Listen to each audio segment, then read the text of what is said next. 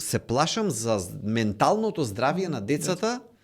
Оти вие едно е да бидете збунети на мои 43 години, а друго е човек да биде збунет на 23 или на 13 години. Оти, јас имам на што да се повикам, на кои механизми во себе, кои што сум ги градил со тек на време, јас можам да извадам компас од джеп. Доктор Митов, како си? Одлично, динамично, постојано во движење, но добро. Да? Што е за тебе динамично? Што е динамичен ден за доктор Митов? Динамичен ден е кога ќе станам некаде пред 7 часот и кога ќе почнат врските со дечињата, кој во градинка, кој во училиште, да се разнесеме прво и потоа ќе преминам на обврските кои што ми се работно поврзани и сето тоа така со пациенти или со производите некоја работа или со состаноци или со предавања за некој здрав снимање. живот. Снимање некое, да, и сето тоа така до поплат. Да. Така што тоа е денот, така проаѓа денот. Да. Тоа е динамично. Што е после пладне?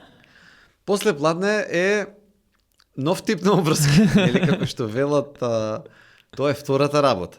Тоа е одење дома и работа со децата. Тоа е многу убаво нешто, значи фала му на Бога, нели, човек ни оддалеку не би требало да помисли да се жали од тој тип на обврски, меѓутоа е нешто кое што знаете како ви доаѓа како континуитет на динамика. Да. Може би си човек кога бил помлад е навикнат да излезе од дома, да оди во град, да работи, да се движи, да има активности и кога ќе се прибере дома, тоа да биде тоа. Значи тогаш почнува периодот на релаксација, на одмор, на посветеност на себе, како и да е.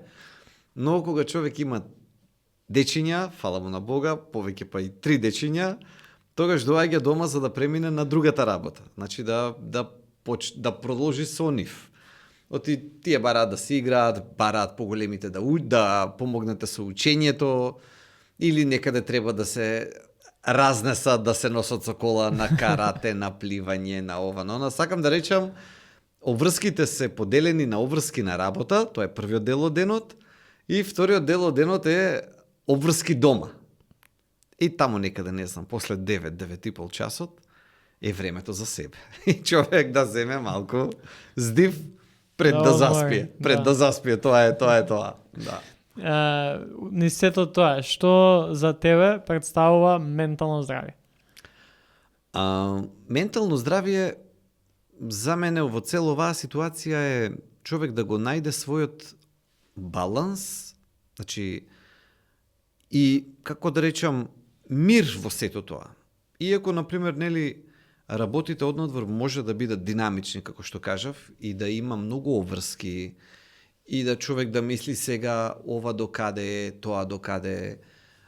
Но сето тоа да го прави со една доза на сталоженост, според мене, и не губење на тој внатрешен капацитет за да ги погледне работите малку и од по релаксирана точка и од духовита точка, во смисол на тоа што му се случува да најде и некоја, како да речеме, некоја перспектива која што ќе го насмее, да не го свати сето тоа премногу сериозно, што му се случува во животот.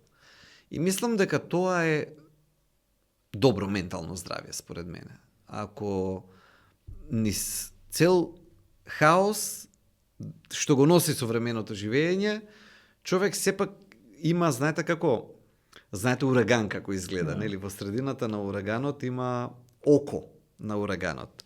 Точка која што навидум е мирна.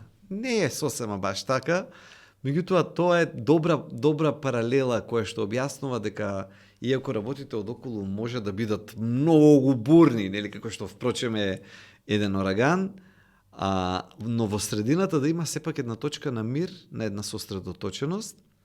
И мислам дека тоа е многу важно човек да го има во својот живот. Ако го има, животот ќе биде еден, а ако го нема, ќе биде сосема поинаков. И мислам дека таа точка е клучна. Да, за еден баланс, за еден мир. Па апсолутно.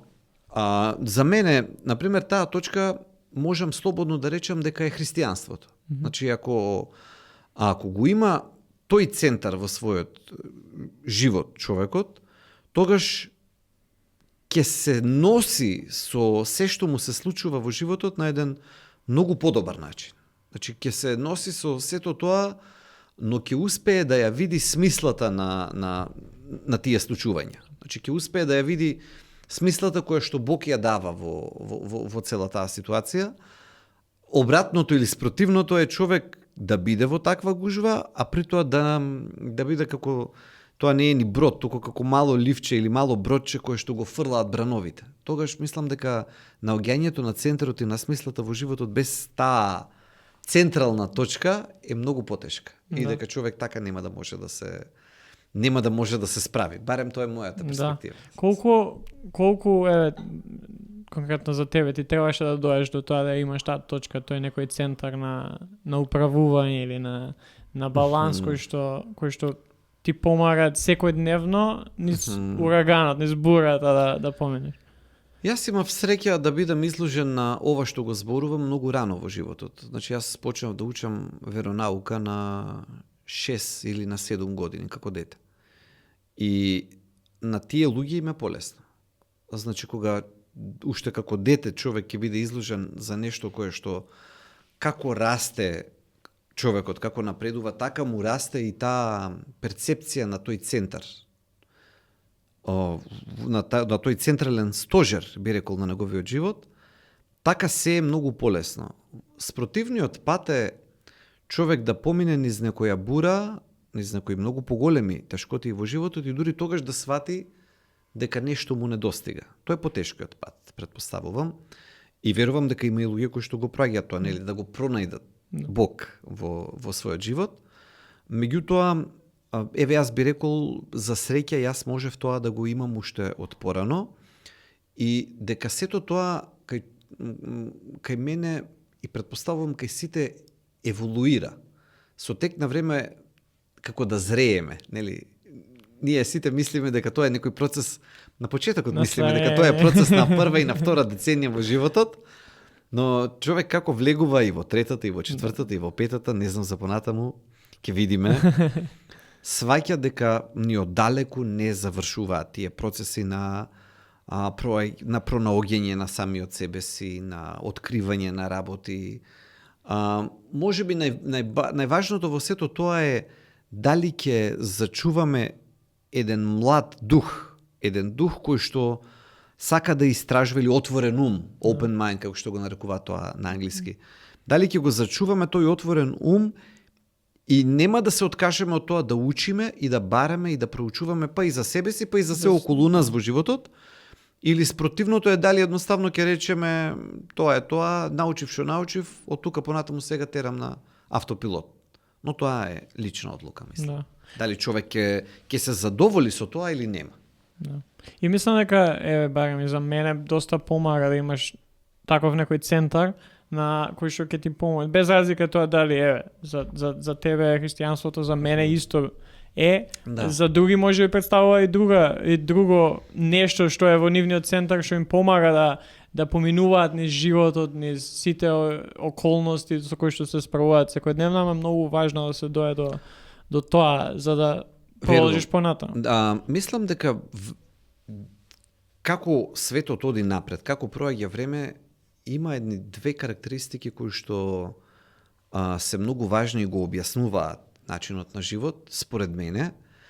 Првата е се поголема и поголема, на англиски кажано, дистракција. Или современото живење се повеќе и повеќе носи една, како да речеме, расеаност, е македонскиот збор. Значи, тоа е првата карактеристика на времето која што ја гледам, значи една се поголема и поголема расеаност, и втората карактеристика која што сметам дека е една се поголема и поголемо површност.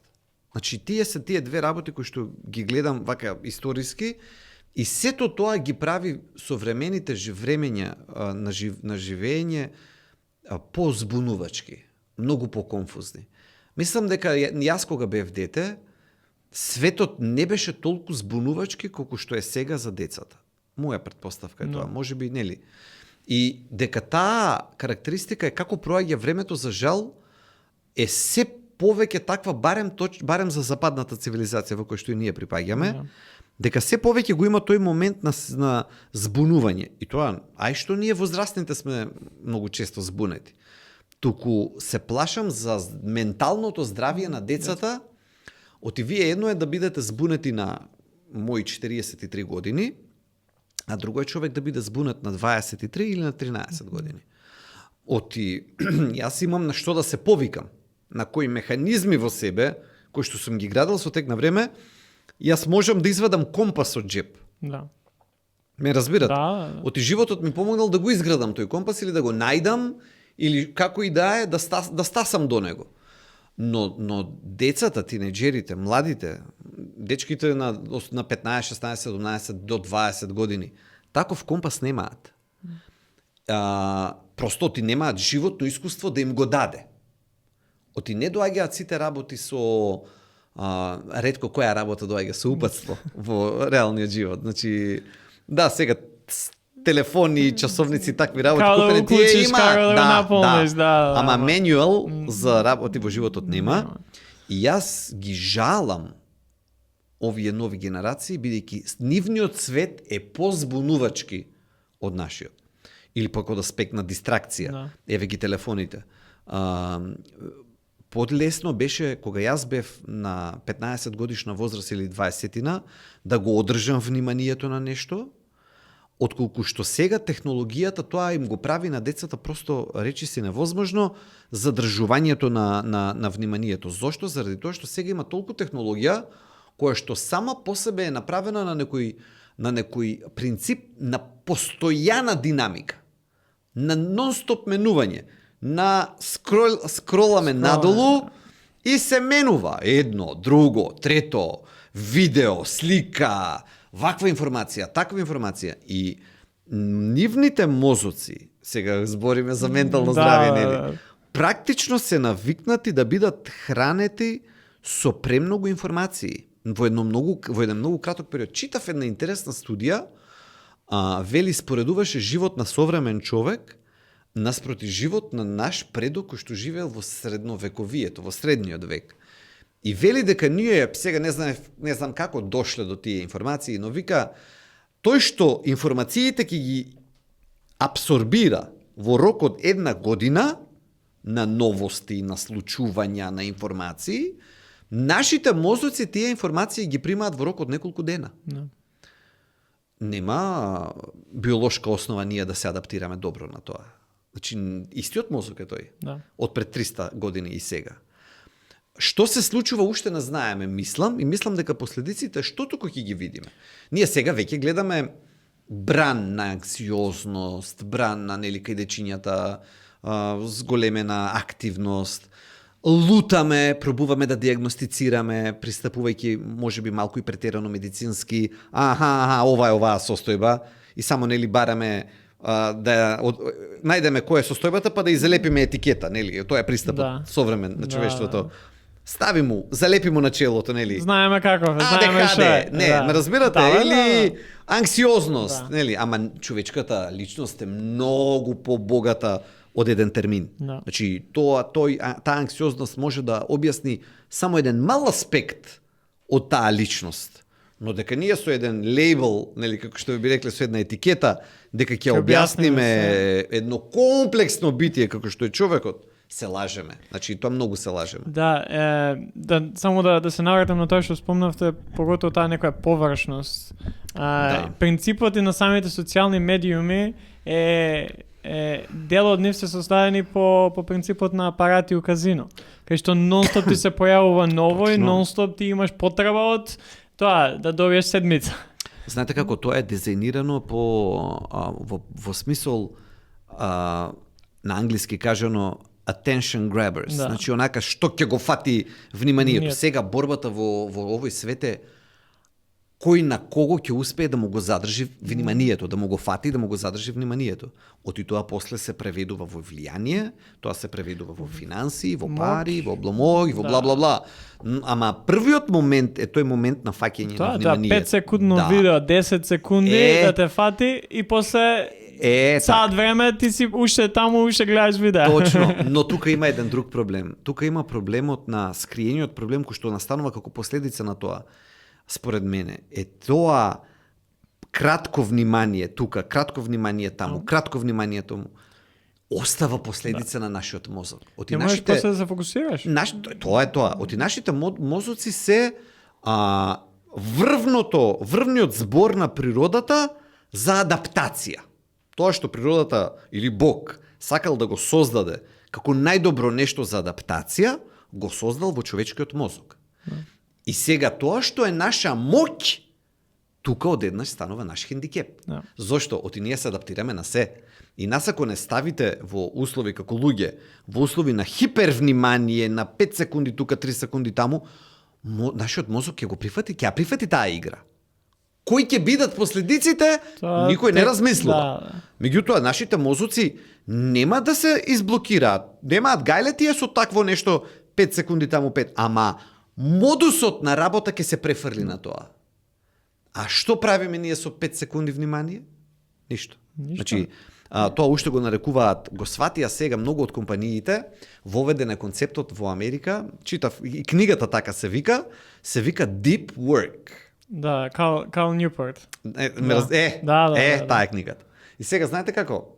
Сега си ја читам, ми се допаѓа, ама си викам, човек, па зарем има друг начин на работа освен Deep Work? Значи, сега ние од основни концепти, треба да се враќаме. Ама ме разбирате, сега тоа е многу парадоксално. Значи тоа што е Deep Work, што го има име сега, тоа е човек да седне и да изработи 2-3 часа нешто. Да.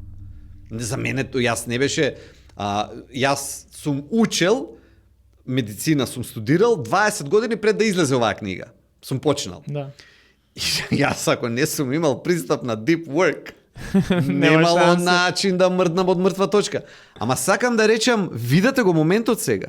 Значи, до кај сме дојдени сме до некои основни концепти на фокус. Да, на 45 минути до 50 ќе направам пауза. Ќе станам, ќе одам до тоалет, ќе се развижам, ќе се напијам кафе. Да. Ама тоа е во континуитет. Јас паузата не ја ни приметувам. Да. Тоа е еден краток рефрешмент, онака да се освежам и пак да се вратам да продолжам да работам. Сега има проблем. Јас од моите деца гледам. Значи, они седнуваат да јадат и телефонот е вака, тука е подпрен телефонот пред нив. Таа потреба од континуирано примање на информации, значи до точка да не може да се јаде или во тоалет да се отиде, без да бидат приклучени на стрим на информации, тој мозок е издресиран да функционира така. Прашањето е, затоа велам, колку е нефер за децата тоа што им се случува. Оти видите, возрастен човек, вие ставете го на тоа, нема да може да се бори лесно. Возрастен. Со сите компаси што ги собрал во текот на животот. Джаве. Дете, не е фер вие да очекувате од дете да му кажете остај го телефонот. Не е фер. Оти, тоа е дете, неговите капацитети се тие, животното искуство го нема. Нема механизми. Да, и да сакаш, например, дете 10 години, нема да има телефон. Иде у... Не, тоа е уште по-нефер да го ограничите. Не, тогаш знам, тогаш уште по-нефер да го ограничите на таков начин, но ти ќе го одвоите јасно од околината, од другарчиња, од социјалниот притисок ќе порасне врз него, ќе отвориме други проблеми.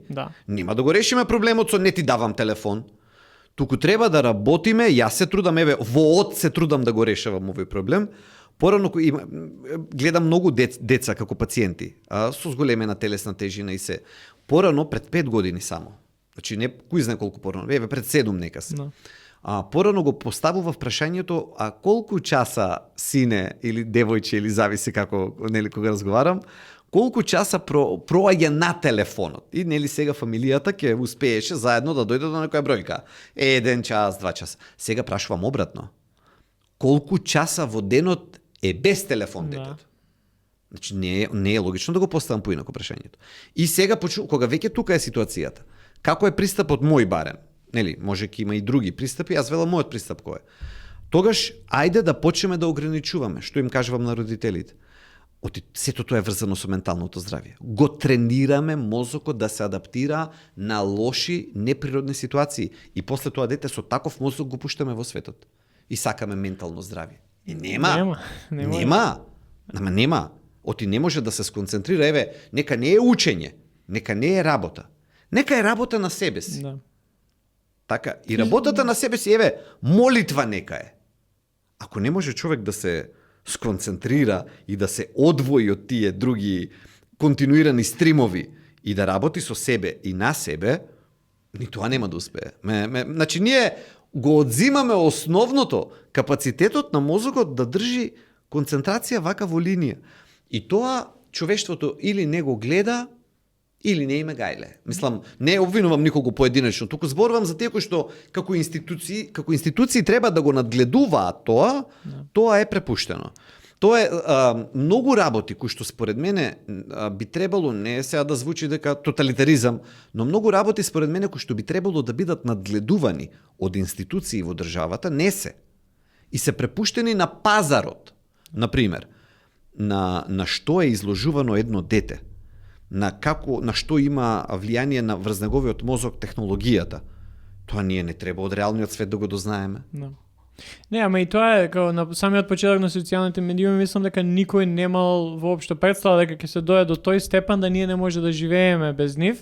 И сега имаме тој проблем ама многу е потешко да ги контролираш. Тоа е тој проблем, наместо да се прават претходно истражувања, макар и во ограничени групи со доброволци, се разбира, има начини како етички да се изведат тие тестирања, ние да го направиме тоа и да го видиме ефектот и да кажеме момент, ова може, ова не може, оваа возраст е линија, така, и значи да има некои елементарни правила, тука видите е тотално бришан простор. Кој што сака, вади на пазарот.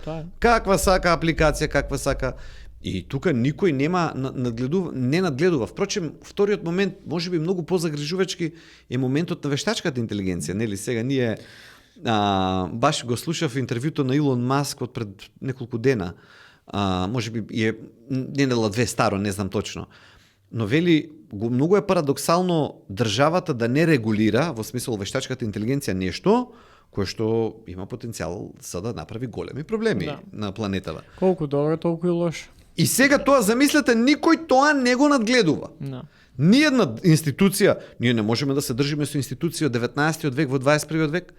Како да нема агенција за вештачка интелигенција пред да излезе вештачката интелигенција? Во светот зборам, ние кај нас каснеме со тие работи. Најмал пример и помал пример е само до тоа ако гледаме на пример медиуми и ние имавме наплив сега толку не се веќе толку иследени и популарни, ама например имаш веб страни кои што нон-стоп пласираат информации. Го имаш тој проблем како ти као држава не можеш да контролираш, секој може да отвори вебсайт, да пласира информации и тие да се споделуваат. Тоа е нашиот пристап, тоа е западниот пристап.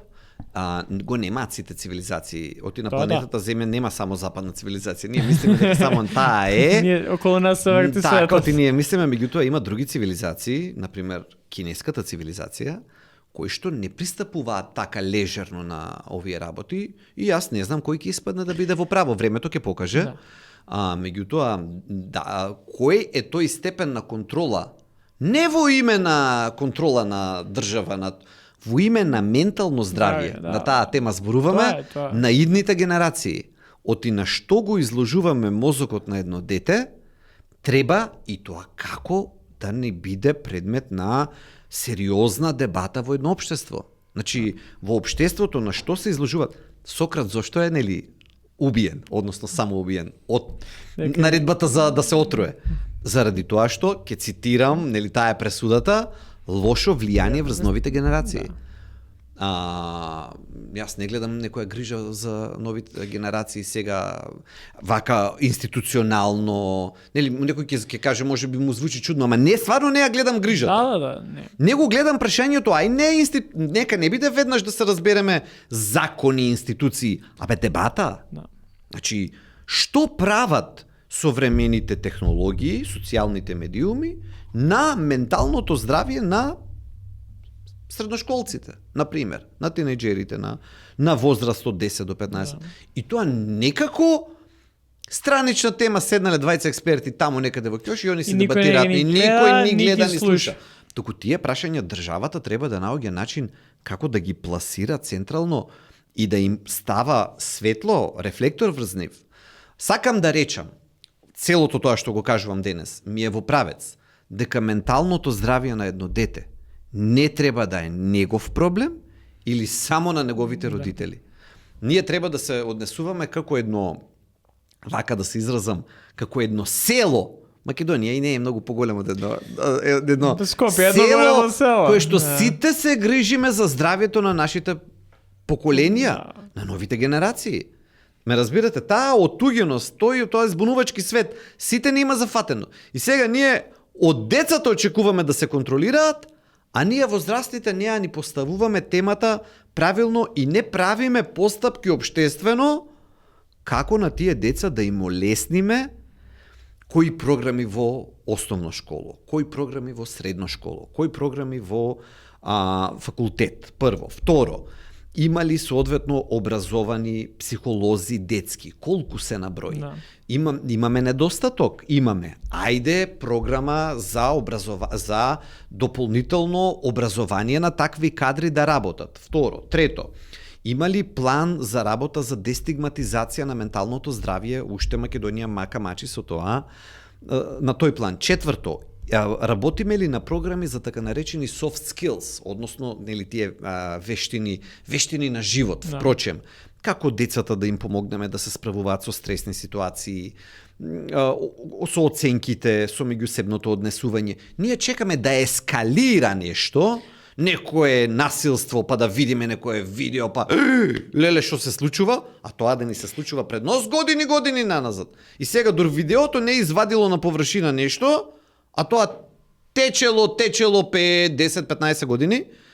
Сакам да речам, ние тука и ова е муабет на уста. Значи, општеството ако сака да стави фокус, јас спомнав само 5 мерки, вака, од читање, од следење, сигурно има експерти во оваа област кои што не 5, 50 мерки ќе кажат, кои што многу подобро од мене знаат што треба да направи. Меѓутоа, ние имаме една парадоксална ситуација.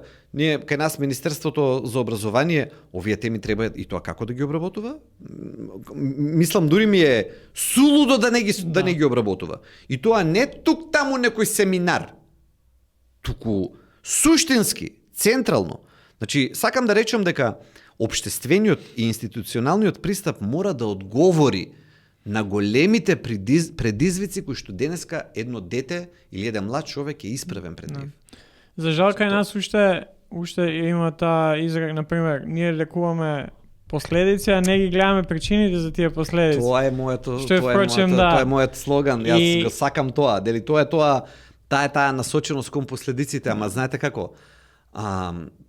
Детското ментално здравје е преопасна работа да си играте мајтап со него и да чекате последици па да оправате после. Па не, имавме, например, случаи во Има Србија што се поправа, има што не се поправа. Да, во например, животот. имавме случајот со Србија, каде што дете За жал, и се поеќе ќе го има, бидејќи не се фокусираме на тие важни работи кои Знаете, што ќе вие- направат промена. Не се фокусираме, например, ние треба да си ја сватиме степенот на сериозност. Прво секое диагностицирање или решавање на било која ситуација започнува со искрена анализа на моменталната состојба. Ако сакаме да го решиме проблемот. Ние не треба одма, не е ова ловење вештерки па да се бранат, па ова она, ниту да пикаме веднаш под тепих. Ние треба да пристапиме отворено, без обвинување. Ајде, имаме проблем, ајде да го анализираме до крај проблемот и да почнеме да го решаваме. Ако проблемот се вели ментално здравје на млади луѓе, треба да земеме да се фокусираме на тоа на секој можен начин и од ниво на училиште до ниво на држава, од ниво на ме разбирате, семејство, во уште сите самиот стар, и да. семејство. Значи ние тука има многу работа пред нас. Ама ние во изминативе 30 на години под наводници демократија во нашата земја зборувам, не е така надвор од нашата земја, ние подразбираме под демократија кренати раце од процесите. Не, па се случува тоа слободно, тоа си оди, тоа, ама не е баш така. Значи не подразбира демократија хаос. Не подразбира демократија неделување. Па кој како влијание стаса така да се манифестира. Значи сакам да речам бара еден многу појасен, кристално јасен ангажман кој што ако седнеме да ги разговараме тие работи и да ги отенели се што е поврзано со државата мора да има и фискални импликации, односно буџет, колку кошта, ќе видиме во крајна линија дека ако сме седнале да го правиме ова како анализа, ќе видиме дека и не е нешто баснословно богатство да треба да посветиме од аспект на пари за 1, 2, 3, 5, 10 нијанси да го подобриме здравјето, менталното здравје на младите. Ме разбирате? Да, и мислам Ама вие ако не седнате во таа анализа да ја правите, Нема можете да никој да знаете, стигнеш- никој што има да стацате до точка колку тоа кошта. Да. Значи, а тука колку кошта, сигурно не треба ни да се го поставуваме прашањето во однос на тоа кои се придобивките, нели се кој се нарекува cost-benefit анализа кога и се придобивките, пристапува, ама и кога ќе видиме кои може да бидат потенцијални последици негативно, Апсолутно, тоа е уште колку и да апсолутно. кошта треба да се направи. Затоа и на пример подкастов целта е тоа што спомнавте, уште постои таа потреба за дестигматизација на некои вакви Така е, работи, за жал, да. за разговор на оваа тема. И уште нешто што би рекол генерално за нашето општество е дека ние сме, за жал, не по наша вина, измалтретирани со прашања кои што во едно современо општество не треба да се важни, а нам не се централни. Бугари, меѓуетнички односи, име, Грција, патриотизам, предавници, и седнете анализирајте ги вестите, вие ќе видите како 60% од општествената енергија или крв тече во тие правци. Да. И ние крвариме на теми кои што треба да се затворени 1991 година најрано, а може би многу порано. Порано. Да. Не по наша вина. Значи, ние сме поставени од околностите околу нас во таа тема. Ама ние тие теми треба да, ако сакаме да одиме напред, за наше добро, ние тие теми треба да ги вратиме на 20 до 30% од вниманието општествено и 70-80% да ги вратиме под фокус. Образование, здравство, ментално здравје на млади, сите други прашања кои што сега се напикани во ние кога дебатираме на овие теми, ајде сега ќе биде пак пресудна тема, еве ги изборите пред нас, став на политичари во однос на бугарите. Да. И тука ќе се кршат копија. Чекајте луѓе, јас сакам да чујам политики за здравје на децата, например. Политики за ментално здравје на децата. Кои се вашите мерки, кои се вашите мерки? Што вие ќе направите? Дајте ова да биде дебатата. Па Не разбирате? за Значи, жал- тоа за да биде жал- дебатата. Аман од бугари, од Грција. Јас како некој кој што има студирано политички науки, знам неретко да кажам дека кај нас, па и на Балканот, единствена работа која што политичарите знаат многу добро да ја направат е да победат на избори. Бидејќи такви некои Ама ја прашања го злоупотребуваат овој Па, момент. тоа е, И тоа они е. ги хранат овие вака да останат овие ситуации, кои што сите водат кон тој статус кво. Да. Односно, продолжување на моментално, видете, ова е идеална ситуација на ловоматно. Тука луѓето се караат, бугари, грци, ова, она, албанци, Име, македонци, бла, бла, бла, јазик. име, а во позадина тендери, и тоа е една тенок слој од општеството се богати на сметка на ова е моменталната дијагноза што ни се случува нам. Еден мален слој се богати, општеството е разделено со конфликти, што постоечки, што непостоечки, битните теми се под тепих. се доле. И Не, сега и тој- сакаме ние да се подобрува. Ама ние ако не го дебатираме нештото, што и да е, кај ќе почне да се Не, подобрува? првиот почеток е дебата, а после и да превземеме Така е.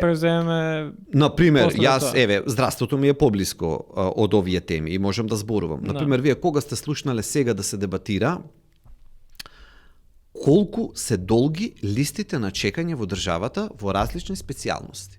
Нели има листа на чекање, тоа подразбира, например, колку време се чека за ендоскопија, колку време се чека за колоноскопија, колку време се чека за операција ваква, таква, онаква, за зрачење на малигни болести, за се. Вие ако тоа не го дебатирате, ние дебатираме, нам ни треба или не ни треба клинички центар. Не е дебата. Не е дебата. Знаете зошто не е дебата? Од едната страна едните сакаат да ги земат тие 500 милиони, од друга страна другите Други сакаат да ги сакаат. земат. Да. Кој ќе го гради? Да. Под наводници. Ма како ќе И таму функционира, е кавгата. да. Ама кавгата е кај треба да биде клиничкиот центар. Да. Чекате, ние моментално имаме здравство. Значи не дека што ќе биде за 5, за 10 години кога ќе се изгради. Ние во моментот имаме луѓе во болници кои што се на тие листи на чекање. Ајде да ги фатиме овие работи да ги решаваме. Нема, ама тие се прашања кои што не добива не носат гласове на избори. Тоа е Тоа треба да е темата. Да. И треба да биде едната За жал страна да не. каже ние ќе ги намалиме листите на чекање преку следниве мерки. Да. Прва, втора, трета, четврта, пета. И другите од другата страна кажа, не, со тие Вака мерки не треба, можете. да. Еве ги нашите мерки за намалување на листите на чекање. Тие се дебатите кои што треба. Видете го, еве сега истава година како кај нас во Британија се изборите нивни. Да. NHS или нивниот национален здравствен систем е централна тема. Да. Значи здравствениот систем е централна тема. Едните велат вака ќе го подобриме, другите велат така ќе го подобриме. Ме разбирате? Значи не дебатираат за односи со Шкотска, со Ирска, со Европска унија, со се. И тие прашања се таму некаде, но не се на листата на врвот. И ние мислам дека треба како општество да работиме во тој правец. Овие теми да се централно, за први да ги обработиме и една од нив дефинитивно ќе биде и темата за ментално здравје. Да, ама мислам дека многу е важно кога гледаме дека државата, политичарите, партиите, па и голем дел од активни учесници во изборите не превземаат ништо, треба сами да излеземе преку разговор. Притисокот ќе дојде од видете, притисокот за жал ние преку оцелувањето имаме изгубено човечки потенцијал. Да. Имаме изгубено многу луѓе кои што можеле да придонесат кон овие дебати, кон кревање на јавната свест, кон отварање на овие теми. И за жал, но не сме на нула. Сепак имаме тука луѓе останато кои што може да придонесат да ги отвараат тие теми. И тие теми да ги разговараме се повеќе и повеќе. Не мислам дека сме далеку од таа точка. Се што треба е таа фамозна политичка волја, нели? Ако ја има политичката волја во Македонија, во мала земја, значи луѓе менаџираат земји од калибарот на Кина, на Индија, на стотици милиони на едно место, 1.700.000, ако се толку воопшто, дека се тешки за менаџирање, не се. Значи, не се. А истите тие социјални медиуми кои што, имаат многу негативни последици, се и ќе бидат од помош за да може тоа исто полесно да се направи. Како не, видете, социјалните медиуми ви се, ако знаете да ги користите правилно, фантастична алатка, која што може да работат и за лошо, ама може да работат и за добро. Нема збор, тоа е како што и телевизијата, како што и радиото. Значи, сите тие може да бидат употребени на многу корисни начини, на многу добри начини и да имаме огромни придобивки од нив. Но за тоа бара пак политичка волја. Да. Значи, нема тоа, и пак идеме до тоа.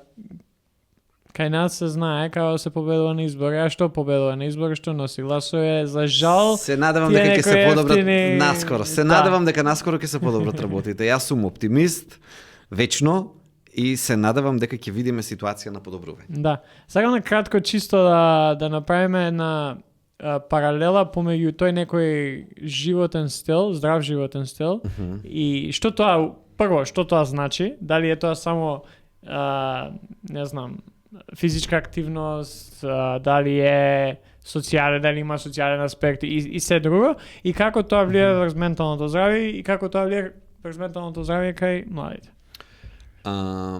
Затоа почнав со тоа дека нели некој центар треба да има човек. Мислам дека, знаете како, дека куќа и личност се гради од темелите нагоре. Тоа е моето длабоко убедување. Што значи тоа конкретно кажано? Тоа значи дека човек треба да има да работи пред се на своите, од почетокот почувам, на своите централни убедувања, на своите уверувања, на својот светоглед, и над тоа ќе се доизгради неговото ментално здравје, начинот на кој што ги перцепира работите, животниот стил, односот кон здравјето, односот кон храната, односот кон физичката работа. Меѓутоа, сите тие физички работи се втори после тие, така да речеме, метафизички. Односно, вистинската промена или вистинската промена кон подобро почува во нас на едно многу по-суптилно ниво, по мое длабоко убедување. Или кој највака грубо кажано, кој ќе дојде пациент да разговараме, например, за тема слабење, му кажувам дека слабењето почнува не од желудникот, туку од мозокот. Значи, тоа е... А затоа и начинот на живот прво треба да се свати како еден процес на промена на навиките, но во основа на сето тоа се ставовите кои што човек ги има. Значи, ставовите кон се што го обкружува и тоа што ќе го прави. Значи, тие ставови со кои што ние ќе влеземе, например, во промената на начинот на живот, може да ни дефинираат дали тоа ќе биде успешно или неуспешно, и второ, дали ќе уживаме или ќе се мачиме додека тоа го правиме. Значи, таа перцепција што ние ќе ја создадеме кон процесот на промена на навиките, ќе ни го дефинира искуството низ кое што ќе пројдеме. Така што, ако веќе зборувам за еден здрав начин на живот, мојот пристап е холистички. Значи, јас настрана што ќе им кажам на луѓето дека храната е важна, настрана што ќе им кажам дека и физичката активност е важна, и дека спиењето е важно, и справувањето со стресот, но и социјалниот аспект.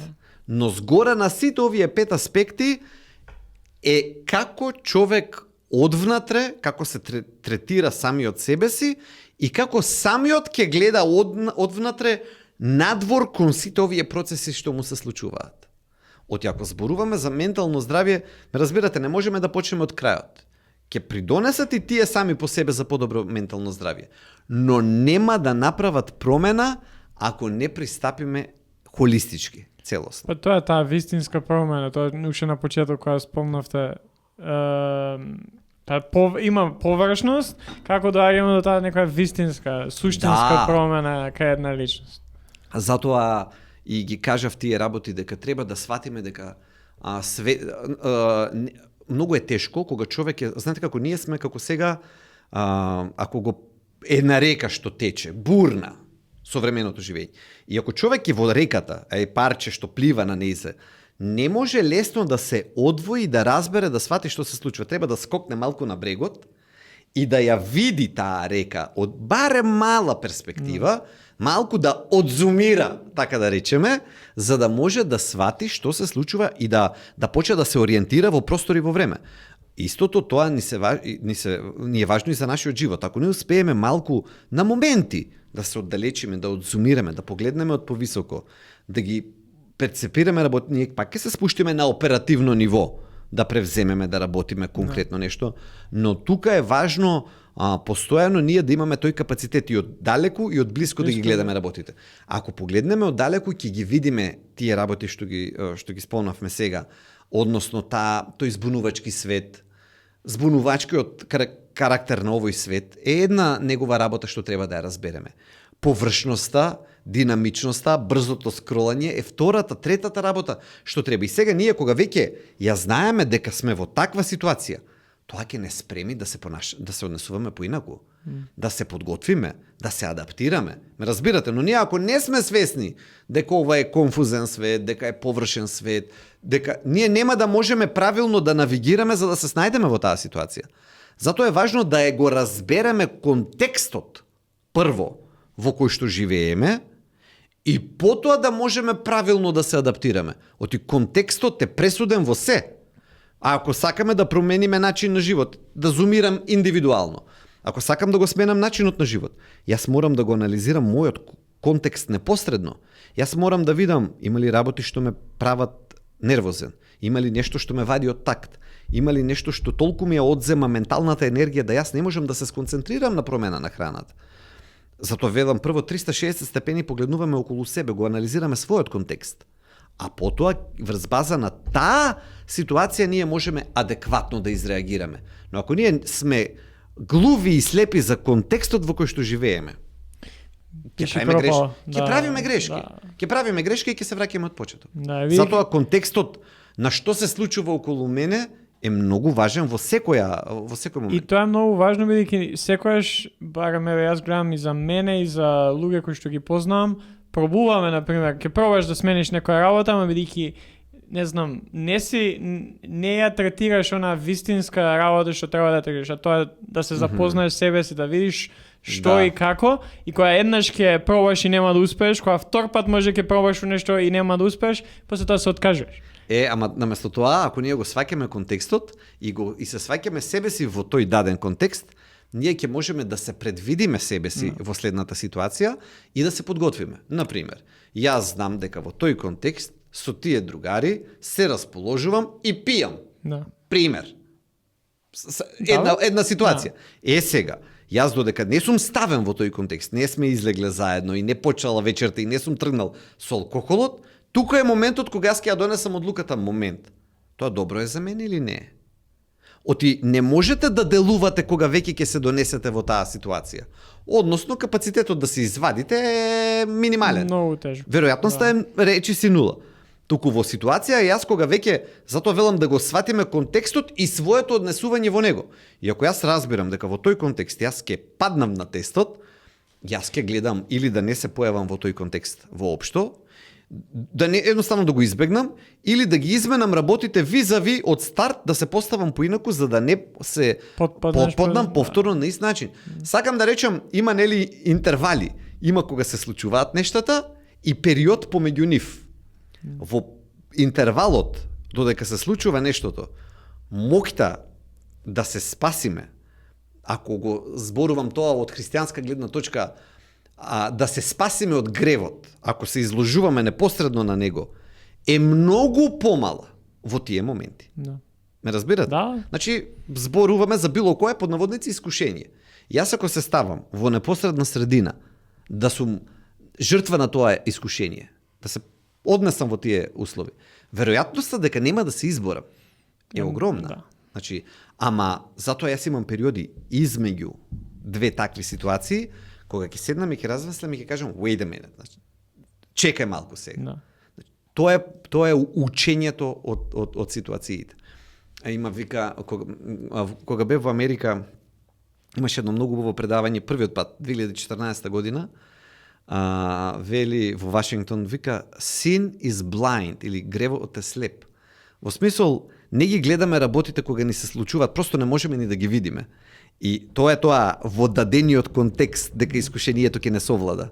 И затоа е моментот помеѓу две такви да размислиме, да изградиме став и да се спасиме од следната ситуација. Да. Јас сега кога го зборуваш тоа, ми текнува од спортски некој аспект каде што тренингот е многу важен и кога ги дојдеш на утакмица, кога ќе дојдеш да надпред, кога ќе дојдеш треба да пред публика играш, треба ти да знаеш кога ќе добиеш топката, без разлика дали е фудбал, кошарка, треба да знаеш што ќе правиш со неа уште пред да ја добиеш. Тоа е Ама ако не тренираш, ако не ги посветиш тоа време, ти нема ни да знаеш дека многу убав пример, тоа не е направиш. моментот. Тогаш одлуката треба да биде речиси на ниво на интуиција. Да. Онака да биде секунда. Многу е важно, тоа и на деца кои што ги тренирам кошарка. Ти треба да знаеш, уште пред да ја добиеш топката, што ќе правиш со неа. Ако не знаеш, губиш. Тоа е мускулната меморија, треба да биде развиена пред да дојде моментот кога треба да биде активирана. Да. Односно, кога треба нешто веќе да биде направено, ние претходно. Така и во животот за се. Значи, само треба така да го сватиме и да му пристапиме. Треба тренинги, треба време, треба значи, менталното здравје не е случајност, не паднало од небо. И нели има еден термин лична хигиена, има термин ментална хигиена. Така? Да. Значи ние не треба да очекуваме дека како што не е сосема однака по дефолт како што велат дека ќе сме физички здрави ако не се грижиме за своето здравје, еднакво и ментално нема да сме ментално здрави ако не пазиме на менталното здравје, како што имаме лична хигиена, имаме и ментална хигиена. Да. Мислам може уште многу да зборуваме. Ама овој пат доста. За денеска е доволно и сега за крај 4 прашања за секој гостин, така и за тебе. Која последен пат си плачал? Веројатно на некој од филмовите телевизија кога гледам и кога има некоја ситуација која што ме потсеќа на нешто најчесто поврзано со моите деца, да ме потсети нешто, тоа го има тој ефект врз мене. Да. Која е најдобра инвестиција што ти си ја направил за твоето ментално здравје? Одржување градина. Градината е моето ментално здравје. Да. Да имаш можност да се вратиш 10 години наназад. Што би си рекол сам на себе? Take it easy. Полека, ќе биде, се ќе биде. Да. И за крај последно прашање за оние сега што не слушаат. Во смисол да ги прашам, Да, слободно. за Твое прашање за нашите гледачи. како се грижите за своето ментално здравје? Доктор Митов, фала ти уште еднаш. Се надам Благодарам. дека пак ќе се договориме, ќе збориме на некои други теми и Со задоволство. и на ова пак. Со задоволство ви благодарам.